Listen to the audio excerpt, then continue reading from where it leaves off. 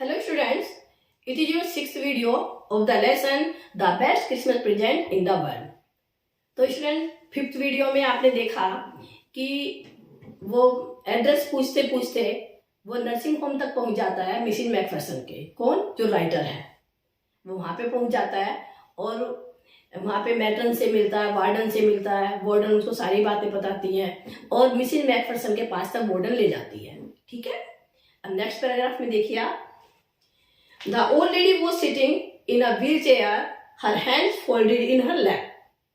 तो जब वो वहां पर पहुंचा, राइटर वहां पे पहुंचा तो उसने देखा कि जो ओल्ड लेडी थी, old lady means Mrs McPherson, वो व्हील चेयर पे बैठी हुई थी और अपने हाथ ऐसे अपनी लैप मीन्स गोद में ऐसे फोल्ड करके इस तरह से बैठी हुई थी। She had silver white hair pinned into a wispy bun. और उनके सिल्वर वाइट हेयर का मतलब सफेद रंग के बाल थे, उनके हो रखे थे और उन्होंने एक विस्पी बन बोलते जूड़े को, एक ढीला सा जूड़ा उन्होंने बांध रखा था, पाइन में तो बांध रखा था, यानी कि बालों को ढीला सा जूड़ा बना करके उनको बांधे हुए थी। She was gazing out at the garden, और वहां पे बैठी हुई वो गार्डन की तरफ को निहार रही थी, गेज कर रही थी, एक टक देख रही थी। हेलो आई सेड, तो एकदम राइटर ने वहां पे जाके कहा हेलो, यानी कि मैंने कहा, राइटर कह रहा है कि मैंने ऐसे बोला hello. She turn and looked up at me vacantly. Vacantly का मतलब बड़े खालीपन से वो पीछे मुड़ी और बड़े खालीपन से उसने मेरी तरफ को देखा। हैप्पी क्रिसमस कोनी, I went on. I went on का मतलब मैं अपनी बात कहता रहा, तो मैंने कहा हैप्पी क्रिसमस कोनी, I found this, I think it is yours. तो जो लेटर हाथ में लिया हुआ था उसको हाथ में आगे बढ़ाते उसने कहा कि मुझे ये मिला है, मुझे ऐसा लगता है ये आपका ही है। I think it is so. As I was speaking her eyes never left my face. और जब मैं बोल रहा था तो मैं देख रहा था, मुझे लग रहा था कि उसकी नजरें मेरे फेस से नहीं हट रही थी, यानी कि मैं तो बोल रहा था और उसकी नजरें बराबर मेरे फेस पर थी, मेरे फेस से नहीं हट रही थी। I opened the tin box and gave it to her. मैंने टिन बॉक्स खोला और उसमें उसको दे दिया, खोल करके मिसिस कोनी को दे दिया। That was the moment her eyes lit up with recognition. अब वही मोमेंट था कि जब उसने एकदम रिकॉग्निशन मतलब पहचान कर लिया उसने, और उसकी आईज एकदम लिटअप हो गई, चमक उठी उसकी आंखें। यानी कि बॉक्स खोल करके जब उसने आगे को बढ़ाया तो उसमें लेटर रखा हुआ देखा, और इसी मोमेंट पे, एट दैट मोमेंट, जो मिसिस मैकफरसन थी उसकी आईज जो थी एकदम लिटअप कर गई, यानी कि आंखों में एकदम चमक आ गई, क्योंकि उसने वो लेटर पहचान लिया था। And her face became suffused with a sudden glow of happiness. और उनके जो चेहरे पर खुशी की चमक फैल गई थी, पूरे चेहरे पर, गालों पर, यानी कि खुशी की चमक फैल गई थी। I explain about the desk, about how I had found it. और मैंने इसको एक्सप्लेन भी किया कि मैंने किस तरह डेस्क खरीदी, किस तरह से मुझे ये डेस्क में मिला।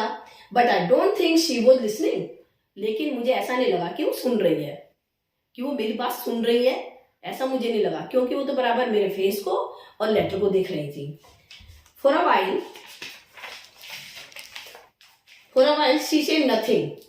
For a moment तो उसने कुछ नहीं कहा, but stroked the letter tenderly with her fingers. Stroke का मतलब टच करना, छूते रहना, बस tenderly का मतलब बड़े सॉफ्टनेस के साथ, बड़े आराम से, बड़े प्यार से, और अपनी फिंगर टिप्स यानी कि इसे ऐसे करके छूती रही। Suddenly she reached out and took my hand. और सडनली क्या हुआ कि वो आगे बढ़ी, रीच्ड यानी कि मेरी तरफ को बढ़ी, आगे बढ़ी, मेरी तरफ पहुंची, एंड टुक माई हैंड, और मेरा हाथ अपने हाथ में पकड़ लिया। अब स्टूडेंट्स यहाँ पे थोड़ा इमोशनल हो जाएगा कि देखो जिस लेडी की इतनी लंबा टाइम निकल गया कि हस्बैंड उसका वॉर में मारा गया, बच्चा उसके कोई है नहीं और घर भी उसका जल गया, तो इस कंडीशन में, और वो अभी भी ये मान लिए कि जो मिस्टर मैकफरसन है वो आएंगे, क्रिसमस प्रेजेंट लेकर के जरूर आएंगे किसी न किसी दिन, तो मतलब उसकी मानसिक स्थिति इस तरह की है, मेंटल कंडीशन इस टाइप की है, तो यहाँ पे थोड़ा इमोशनल हो जाएगा। यहाँ पे देख लीजिए, suddenly she reach out and took my hand. तो राइटर भी यहाँ पे थोड़ा इमोशनल हो जाता है। तो उसने कहा कि उसने सडनली क्या हुआ कि वो आगे बढ़ी है, उसने मेरा हाथ अपने हाथ पे पकड़ लिया। Her eyes were filled with tears. तो मिसेज मैकफरसन की जो आईज थी उसमें आंखों में आंसू आ गए, यानी कि आंसुओं से भर गई थी।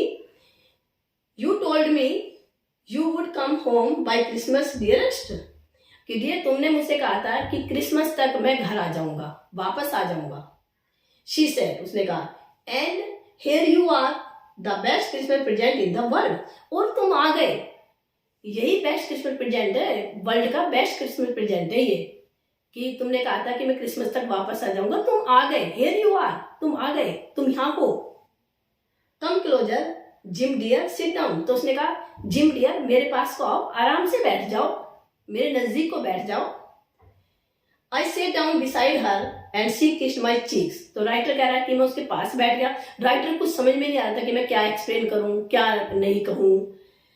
तो अब राइटर कह रहा है कि मैं उनके पास बैठ गया और उसने मुझे किस किया।